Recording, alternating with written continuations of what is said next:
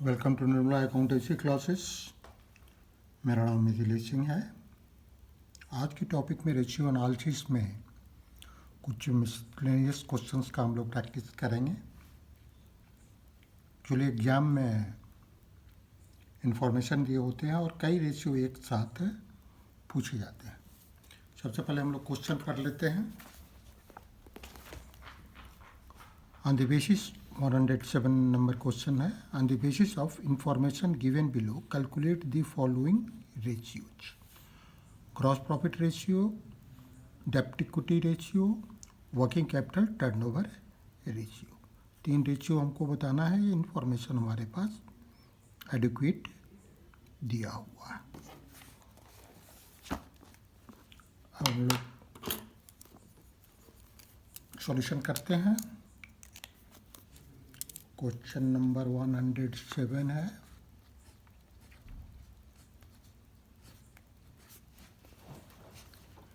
सबसे पहले हम लोग को क्या निकालना है? Gross profit ratio. Gross profit ratio के लिए हम लोग को क्या क्या चाहिए? ग्रॉस प्रॉफिट चाहिए और आरएफओ चाहिए। तो हम लोग देखते हैं कि इसमें इंफॉर्मेशन है कि नहीं। नेट रेवेन्यू फ्रॉम ऑपरेशन है, सेल्स ऑपरेशन में या sales, cost of revenue from operation है। तो जीपी हमको मिल जाएगा यहाँ से सीधे। और नेट रेवेन्यू फ्रॉम ऑपरेशन और सेल्स भी दिया हुआ है। ठीक है, तो ये सीधे इंफॉर्मेशन है। सीधे हम लोग लिख भी देंगे इसको। क्वेश्चन में क्या क्या इंफॉर्मेशन है? नेट आरएफओ दिया हुआ है। Net RFO equal to ₹7,87,000। ठीक है। कॉस्ट ऑफ आरएफओ भी दिया हुआ है। Cost of RFO equal to ₹3,95,600। 3,95,600। तो जीपी हम आराम से निकाल सकते हैं। GP gross profit equal to क्या होता है? आरएफओ या net RFO minus cost of RFO. तो ये हो जाएगा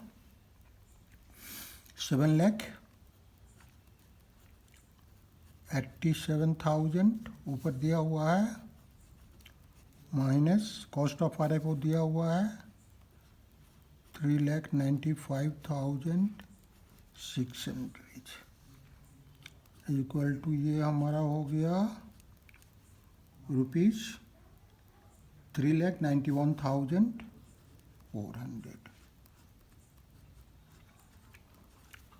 अब जीपीआर हमको निकालना है। Gross profit ratio equal to क्या होता है?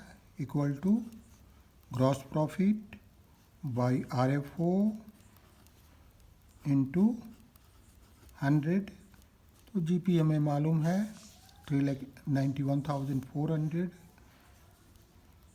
3,91,400 बाई नेट आरएफओ भी मालूम है या आरएफओ भी मालूम है।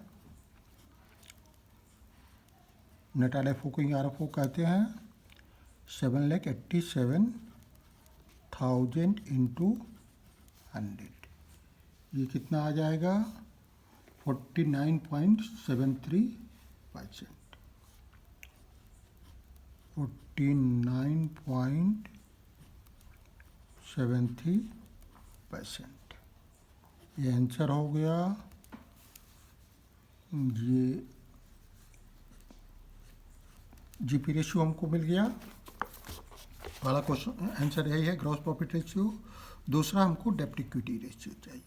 तो डेब्ट इक्विटी रेशियो से जो संबंधित फिगर हैं उनको हम लोग नोट डाउन कर लें। पहले डेब्ट इक्विटी में क्या क्या आता है? लॉन्ग टर्म डेब्ट आता है और that equity share holders fund आता है, शेयर होल्डर्स फंड आता है। ठीक है, तो इसमें भी क्वेश्चन में दिया हुआ है इक्विटी लोन हमारा कितना है। लोन हमारा है 87,000। सेकेंड पार्ट में लोन है हमारा ₹87,000। इक्विटी शेयर कैपिटल है, equity share capital equal to 3,75,000। Question में ये सब दिया हुआ है। इक्विटी शेयर कैपिटल 3,75,000, लोन 87,000 और 8% डिवेंचर 1,25,000। 8% debenture equal to 1,25,000। तो हमारा डेप्ट क्या हो जाएगा, लॉन्ग टर्म डेप्ट, और बाई शेयर होल्डर्स फंड होता है, तो हम लोग लिख देते हैं debt equity ratio equal to long term debt by share holders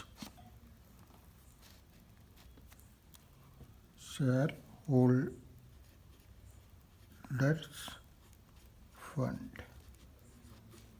तो इसमें लॉन्ग टर्म डेट में हमको इन्फॉर्मेशन है, क्या क्या है लॉन्ग टर्म डेट में। 87,000 लॉन्ग टर्म डेट्स है, लोन है 100 plus 8% debentures long term date है, तो 1,25,000 बाई शेयर होल्डर्स फंड में हमारा केवल इक्विटी ही दिया हुआ है 3,75,000 इंटू 100, या इंटू 100 इसमें नहीं करते हैं, इसको रेशियो में ये करते हैं, डिनोट करते हैं। इसको परसेंटेज में करते हैं तो 100 करते हैं, net profit ratio GP ratio को, तो ये आ जाएगा इक्वल टू, या हमारा 0.57:1 आएगा।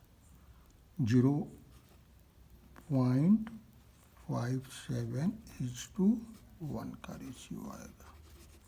ये दोनों को टोटल कर लेंगे और बाई 3,75,000 हो जाएगा।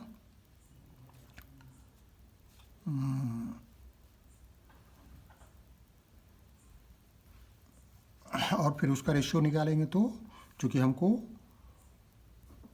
डिनोमिनेटर 1 रखना है, तो न्यूमरेटर हमारा कितना आएगा 0.57। ठीक है, ये आंसर हो गया। अब थर्ड पार्ट हम लोग बना लेते हैं इसका, क्वेश्चन नंबर 107 का ही। इसमें हमको निकालना है वर्किंग कैपिटल टर्नओवर रेशियो। तो वर्किंग कैपिटल का आइटम कौन कौन सा है, करंट लायबिलिटीज दिया हुआ है, करंट एसेट दिया हुआ है, यही दोनों मुख्य आइटम है वर्किंग कैपिटल टर्नओवर के लिए। Current assets equal two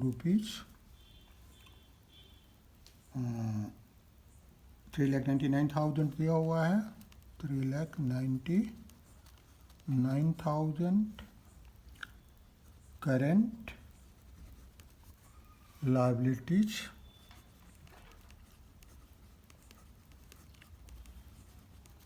equal to 2,37,000, 2,37,000। Working capital क्या होता है? Working capital is equal to current assets minus current liability. तो करंट एसेट हमारा क्या है? 3,99,000 माइनस करंट लायबिलिटी 2,37,000। तो ये इक्वल टू हो गया ₹1,62,000। ये हमारा वर्किंग कैपिटल हो गया। तो वर्किंग कैपिटल रेशियो कैसे निकालते हैं? टाइम्स में निकालते हैं। फॉर्मूला क्या होता है? Working capital turnover ratio equal to RFO by working capital, RFO by working capital. RFO हमारा कितना है? क्वेश्चन में दिया हुआ है, पहले ही हम लोग जानते हैं। RFO हमारा है 7,87,000। चलिए यहाँ ये इन्फॉर्मेशन लिख भी देते हैं। RFO equal to ₹7,87,000। तो ये हो जाएगा हमारा 7,87,000 बाई 1,62,000 इक्वल टू हो गया 4.86 टाइम्स। ये आंसर हो गया थर्ड पार्ट का। तीनों चीज़ मिल गया हमको।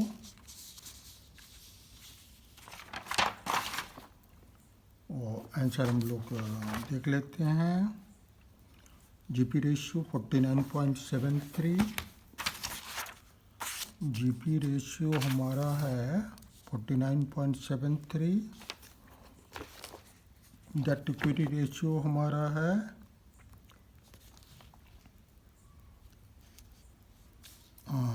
0.57:1। तो 0.57:1 आंसर दिया हुआ है। वर्किंग कैपिटल टर्नओवर रेशियो है 4.86 टाइम्स। क्लियर है? हम लोग नेक्स्ट क्वेश्चन लेते हैं। नेक्स्ट क्वेश्चन हम लोग लेंगे 112।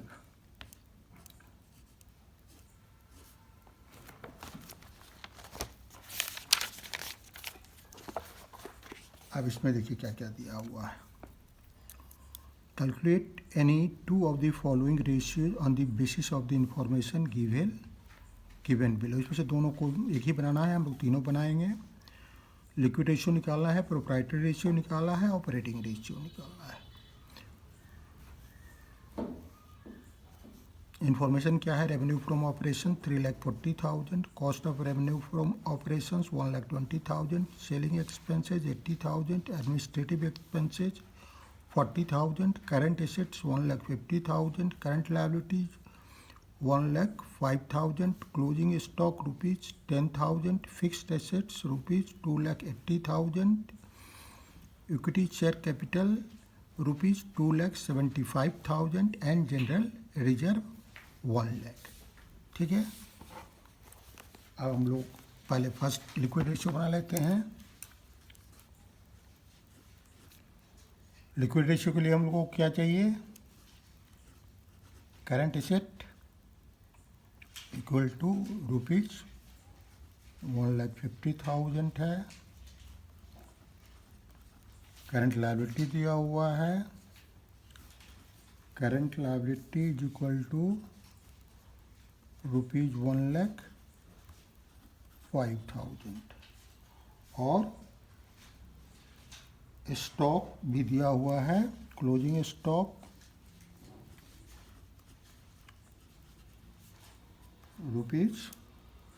₹10,000।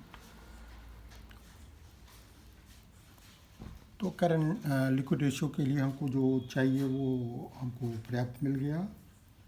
ठीक है, लिक्विड एसेट इक्वल टू क्या होता है? Liquid assets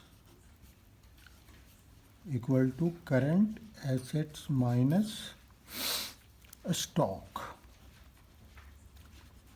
minus prepaid expense है, तो प्रीपेड इसमें नहीं है, लिख सकते हैं माइनस प्रीपेड एक्सपेंसेस। तो करंट एसेट्स हमको पता है कितना है, 1,50,000 माइनस स्टॉक पता है, सॉरी क्लोजिंग स्टॉक पता है 10,000 और 10,000 प्रीपेड हमारा 0। तो ये कितना आ जाएगा? Liquid asset 1,40,000। अब लिक्विड रेशियो बराबर क्या होता है? Liquid ratio is equal to liquid asset by current liability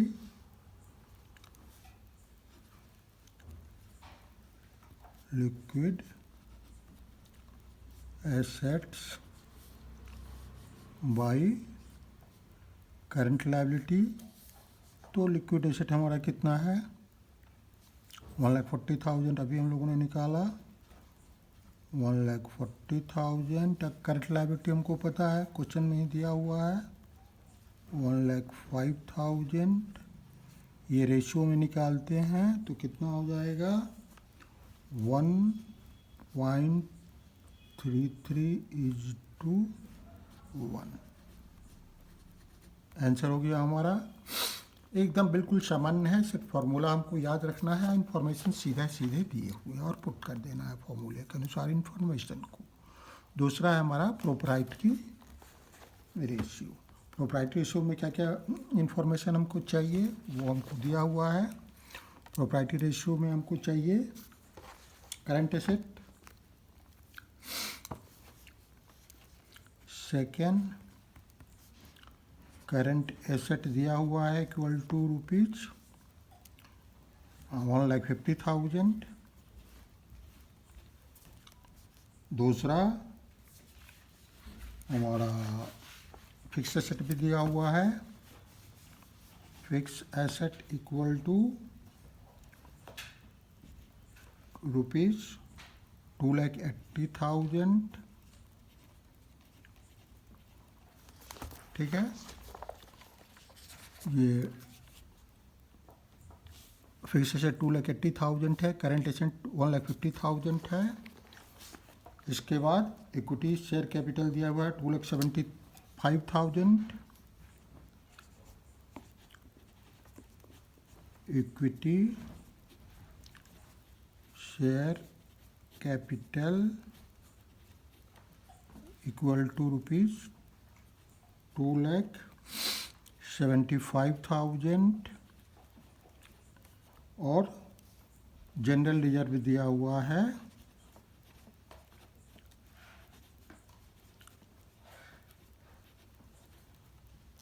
ये है हमारा ₹1,00,000। ₹1,00,000। अब हम आगे बढ़ते हैं। प्रोप्राइटरी रेशियो इक्वल टू क्या होता है?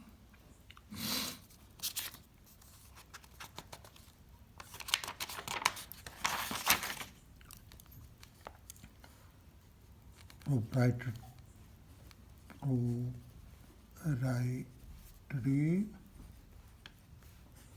Ratio equal to shareholders fund by total assets, share holders fund by total assets.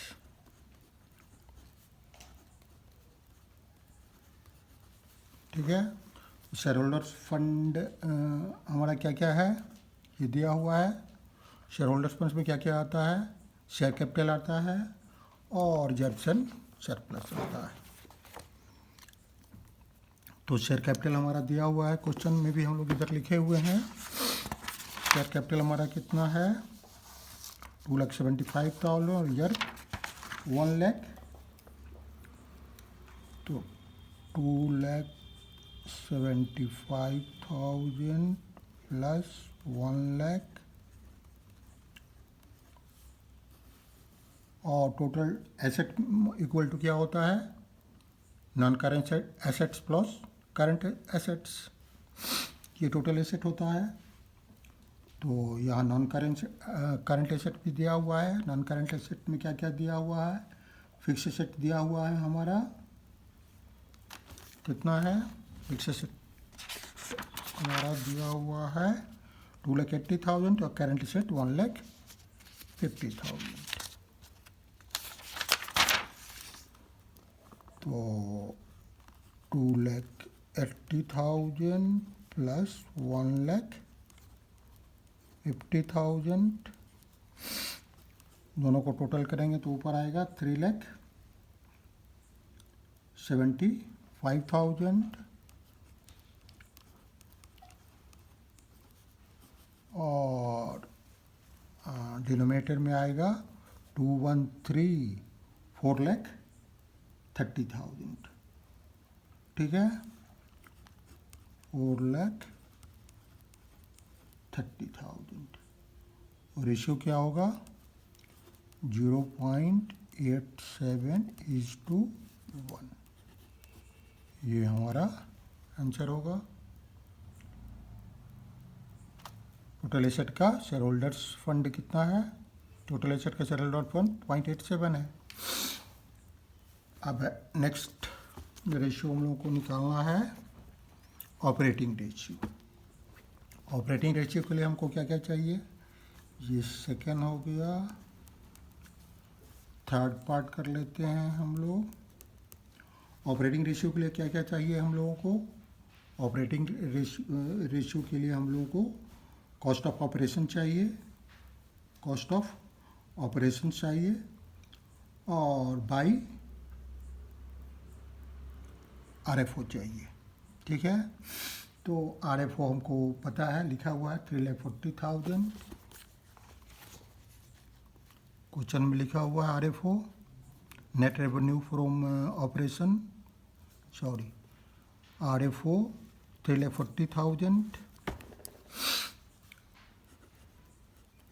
RFO equal to ₹3,40,000 और CRFO 1,20,000,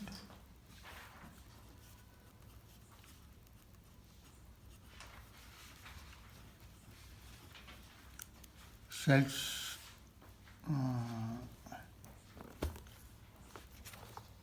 selling expenses 80,000, selling expenses 80,000, administrative expenses administrative expenses ₹40,000। ठीक है, तो कॉस्ट ऑफ ऑपरेशन क्या होता है, cost of operation equal to cost of RFO cost of RFO, cost of RFO plus operating expenses सारे आ जाते हैं, तो ये सारे ऑपरेटिंग एक्सपेंसेस में आ जाएंगे। ठीक है,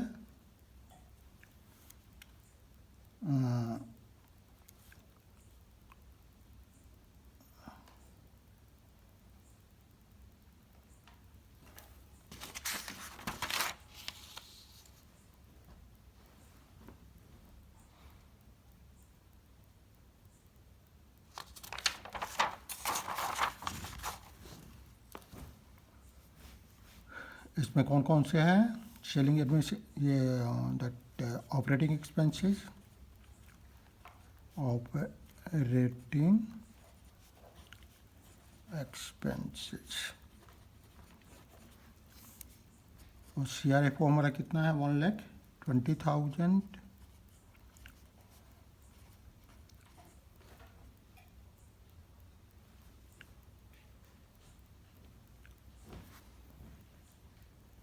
1,20,000 ऑपरेटिंग एक्सपेंसेस में सेलिंग एक्सपेंसेस 80,000 है, एडमिनिस्ट्रेटिव एक्सपेंसेस 40,000 है, तो इक्वल टू ये कितना हो गया? 2,40,000, 2,40,000। अब हमको क्या निकालना है? ऑपरेटिंग रेशियो निकालना है, तो operating ratio equal to cost of operation, cost of operations by cost of operation by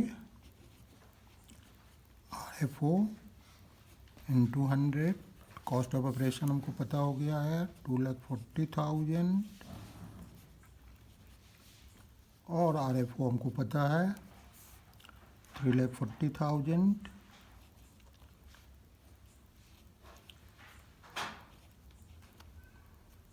into 100, तो ये हो जाएगा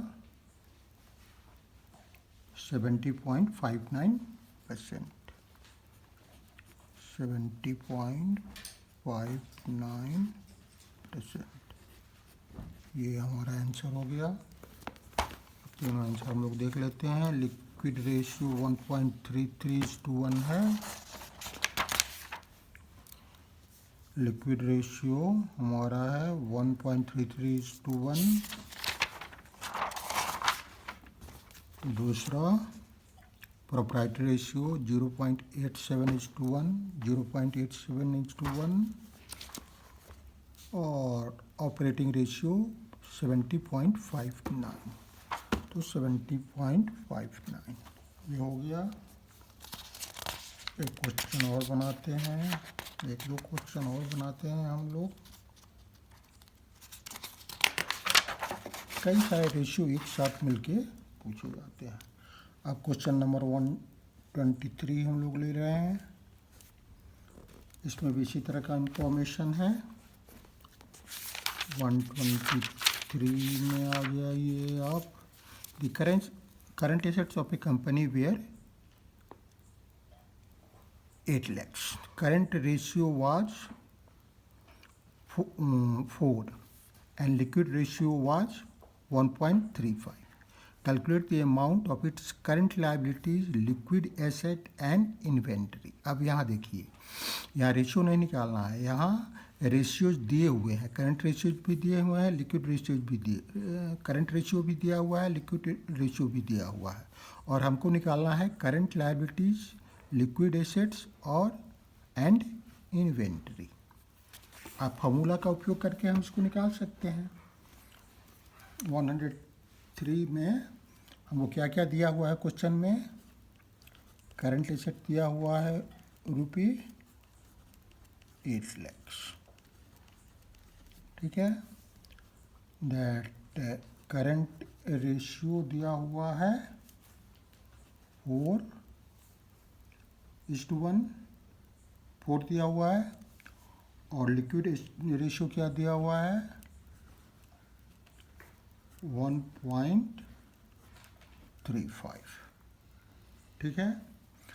अब हम लोग जानते हैं कि करंट रेशियो इक्वल टू क्या होता है, current assets bye current liability.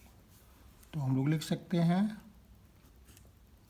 Current ratio क्या है हमारा, 4, करंट रेशियो हमारा 4/1 लिख सकते हैं, इक्वल टू करंट एसेट हमको पता है 8 लाख, करंट लायबिलिटी पता नहीं। तो करंट लायबिलिटी हम लोग पता कर लेंगे। करंट लायबिलिटी कितना हो जाएगा, क्रॉस मल्टीप्लाई करेंगे तो 4CL आएगा, और ये 8 लाख आएगा। तो CL current liability equal to हो जाएगा 4 lakh by 8 lakh by 4 equal to ₹2 lakh हमारा करंट लायबिलिटी हो गया। ये पता हो गया करंट लायबिलिटी, ये हमारा आंसर हो गया एक। करंट लायबिलिटी हमको पता हो गया।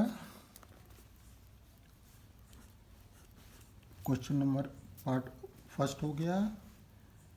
अब हम लोग देखेंगे पार्ट 2। हम लोग जानते हैं लिक्विड रेशियो क्या होता है, liquid ratio equal to liquid asset by current liability. अब लिक्विड रेशियो हमको पता है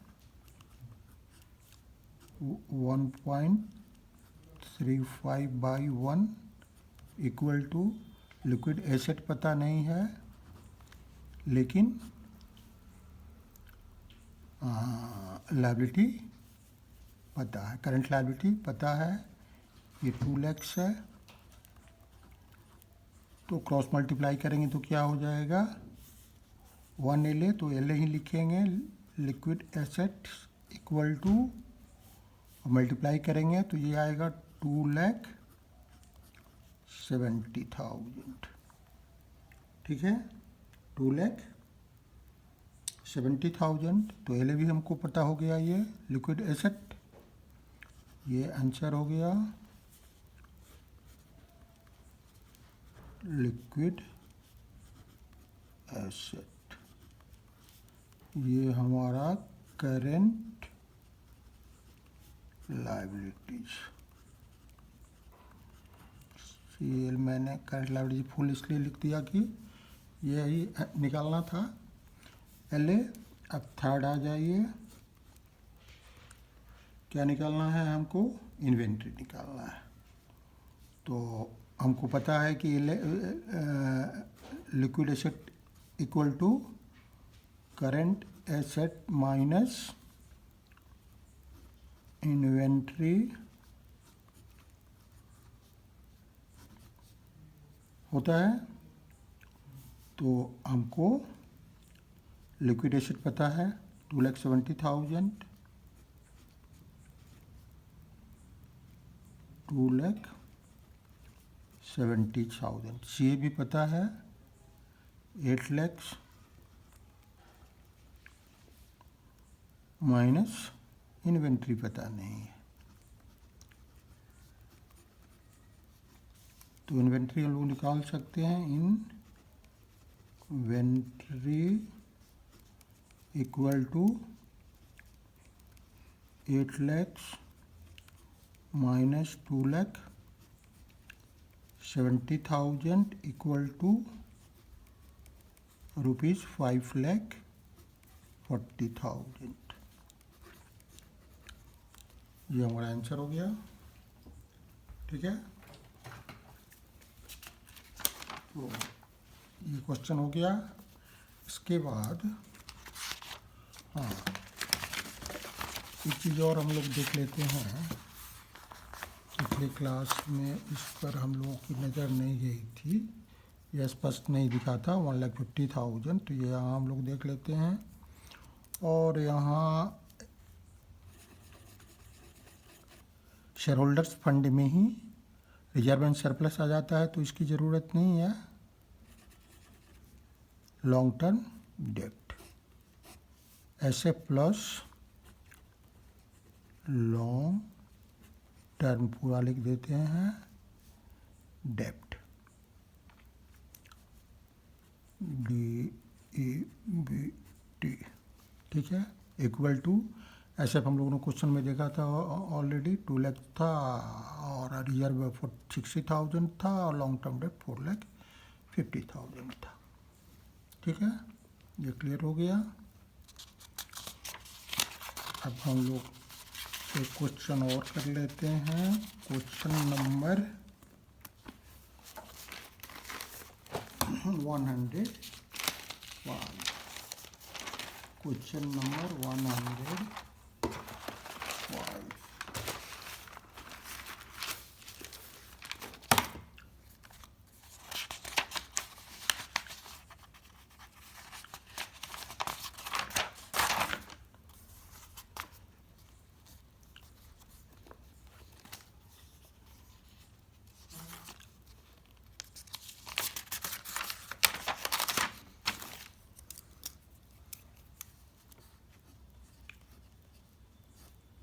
ये ROI से संबंधित है, थोड़ा सा पिकुलियर है। पिकुलियर इन द सेंस कि हम लोगों ने जो नॉन ट्रेड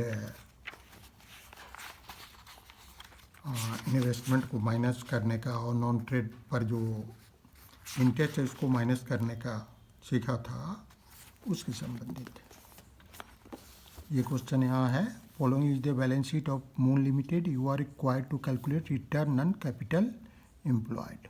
इसको ROI भी कहते हैं। यहाँ बैलेंस शीट कंपनी का दिया हुआ है, शेयर कैपिटल दिया हुआ है 6 लाख, रिजर्व एंड सरप्लस दिया हुआ है 2 लाख।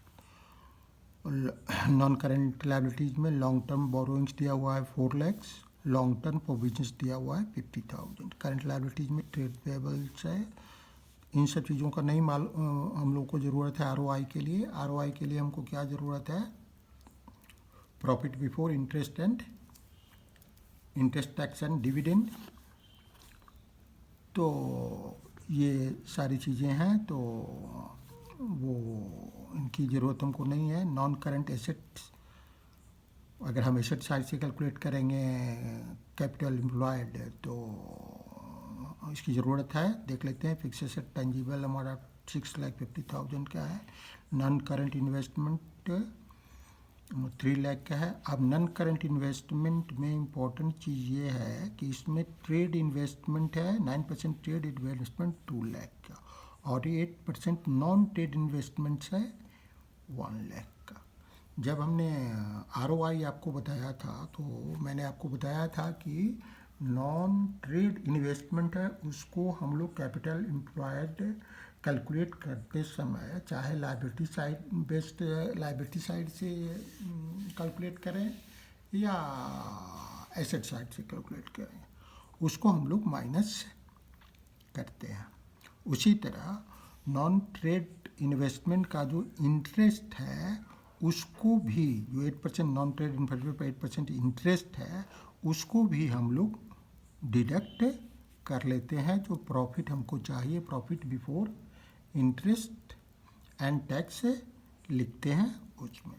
एडिशनल इंफॉर्मेशन हमारे पास है, profit before tax during year was ₹2 lakh. अब ये क्वेश्चन कैसे करेंगे हम लोग देख लेते हैं।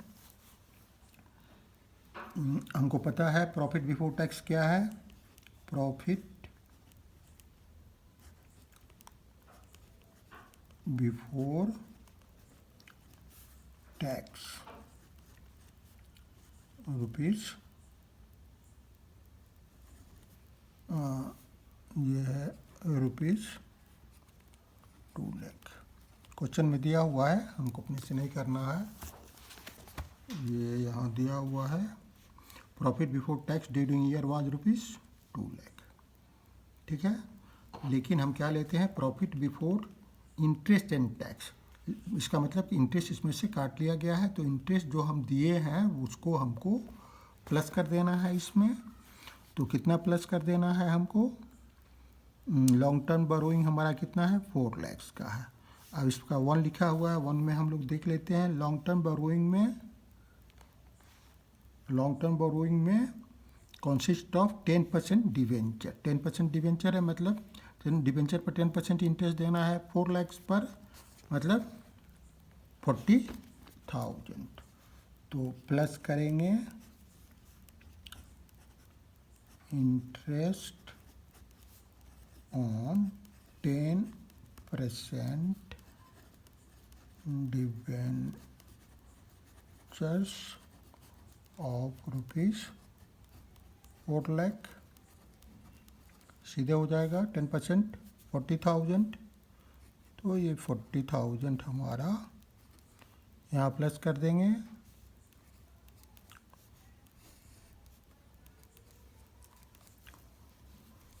तो ये आ गया 2,40,000।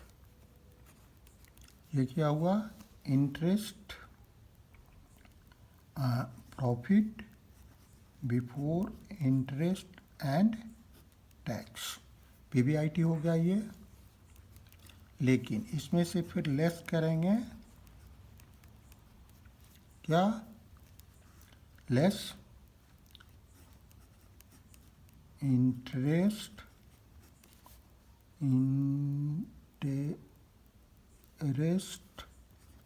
ऑन नॉन ट्रेड इन्वेस्टमेंट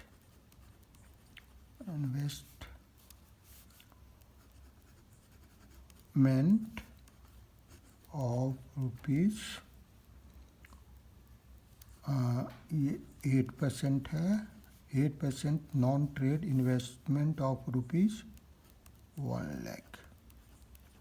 ये क्वेश्चन में लिखा हुआ है। 1000 होगा, नॉन ट्रेड इन्वेस्टमेंट लिखा हुआ है, नॉन ट्रेड इन्वेस्टमेंट 1 लाख। तो नॉन कैपिटल से ही लिखते हैं, non trade investment,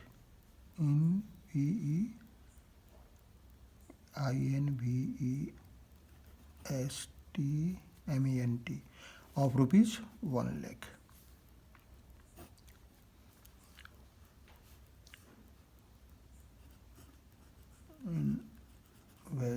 investment of rupees 1 lakh. तो ये 8,000 हो गया,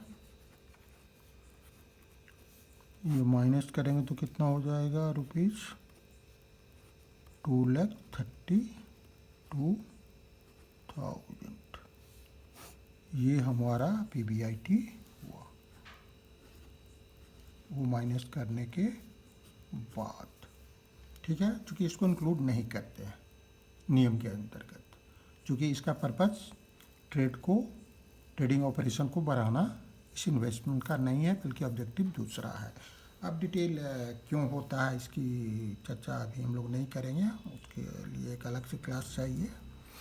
इतना पर्याप्त है कि नॉन ट्रेड अगर क्वेश्चन में इन्वेस्टमेंट लिखा हुआ है तो उसका जो इंटरेस्ट होता है वो हम लोग एक्सक्लूड कर देते हैं profit before interest and tax calculate करने के लिए। तो ये हमारा पीबीआईटी हो गया, profit before interest and tax. अब हमको चाहिए capital employed. Capital employed equal to क्या होता है, capital employed equal to shareholder fund plus long term debts plus long term debts minus working capital.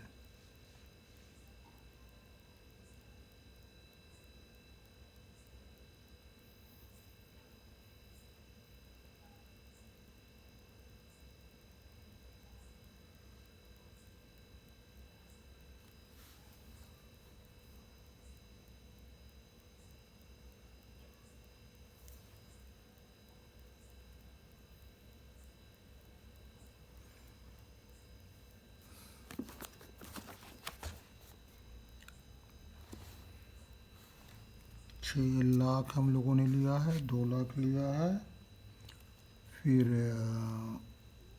4 lakh लिया है, 50,000 लिया है, और माइनस 1 लाख जो ये लिया है।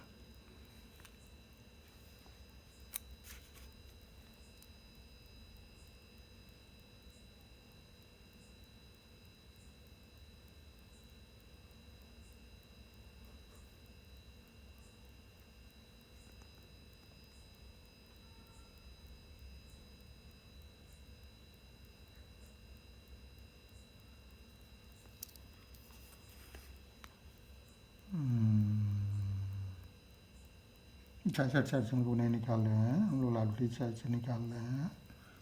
तो लाइबिलिटी साइड से हम लोग सही निकाल रहे हैं। लॉन्ग टर्म डेप्ट है माइनस नॉन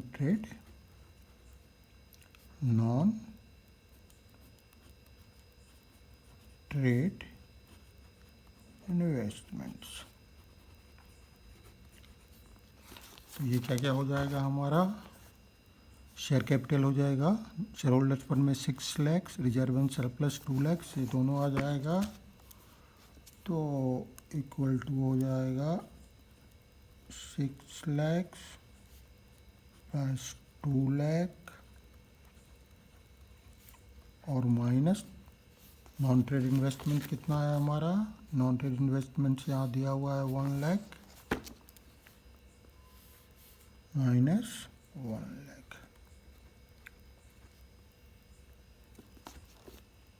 और प्लस हमारा लॉन्ग टर्म डेप्ट भी है plus 4 lakh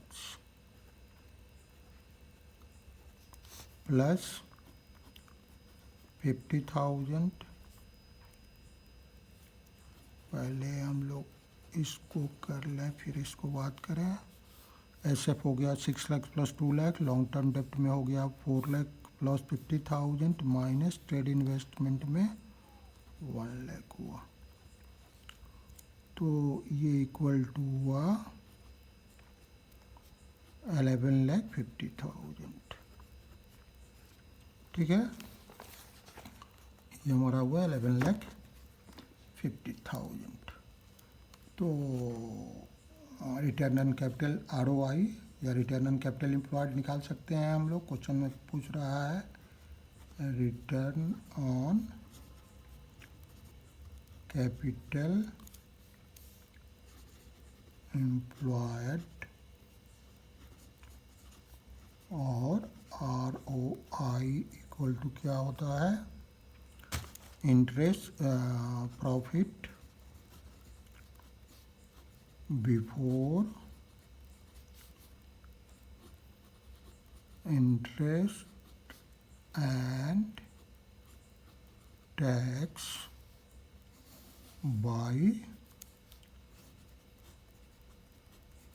capital employed.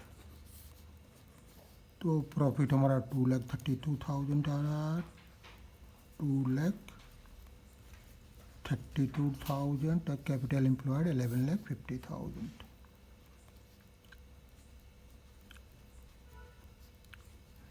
Into 100 होता है, कोई भी प्रॉफिटेबिलिटी रेशियो को परसेंटेज में व्यक्त करते हैं तो ये इंटू 100 हो गया। तो ये कितना हो जाएगा, ये 20.17% हो जाएगा, 20.17%। ये आंसर हो गया। यहाँ मुख्य चीज़ यही समझाना था हमको कि जो नॉन ट्रेड इन्वेस्टमेंट पर इंटरेस्ट है उसको भी यहाँ माइनस किए, और नॉन ट्रेड इन्वेस्टमेंट जो है 1 लाख वो भी यहाँ हम लोग कैपिटल एम्प्लॉयड कैलकुलेट करने में माइनस किए।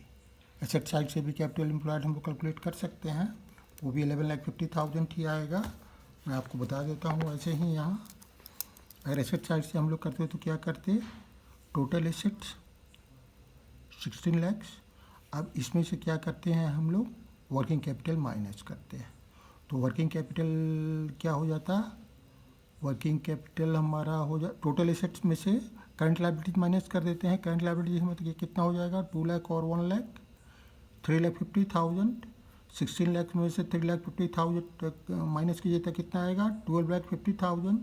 और 12,50,000 में से non trade investment 1 lakh minus कर दीजिए तो कितना आ जाएगा, 11,50,000।